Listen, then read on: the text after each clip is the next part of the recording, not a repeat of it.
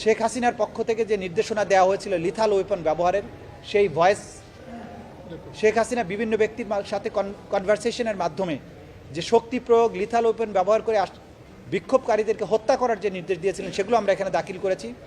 কিন্তু তাকে এই মামলাতে সরাসরি আসামি করা হয়নি, কারণ তার বিরুদ্ধে সেপারেটভাবে চার্জশিট দাখিল হয়েছে এবং সেখানে তার বিরুদ্ধে আলাদাভাবেই আনুষ্ঠানিক অভিযোগ অর্থাৎ ফর্মাল চার্জ দাখিল করা হবে। এটা ছিল আজকের প্রসিডিংস।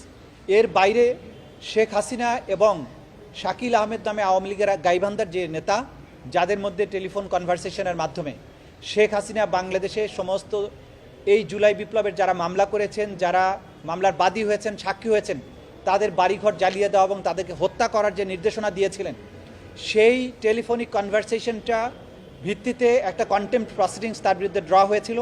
আজকে সেই কন্টেম্পট প্রসিডিংসেরও ফার্দার শুনানি ছিল।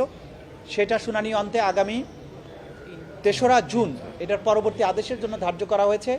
যে কন্টেম্পট প্রসিডিংসে সাধারণত নোটিশ জারি হওয়ার পরে পত্রিকাতে বিজ্ঞপ্তি দেওয়ার প্রয়োজন হয় না, কিন্তু স্বচ্ছতার স্বার্থে, আন্তর্জাতিক মানদণ্ড রক্ষা করার স্বার্থে কেউ যাতে প্রশ্ন তুলতে না পারেন, সে কারণেই এই আসামিদেরকে কন্টেম্পট প্রসিডিংসে হাজির হওয়ার ব্যাপারে পত্রপত্রিকায়, দুটো বহুল প্রচালিত পত্রিকায় বিজ্ঞপ্তি দিয়ে তাদেরকে আদালতে হাজির হওয়ার জন্য নির্দেশ যেটা দিয়েছেন, সেটা নোটিফিকেশন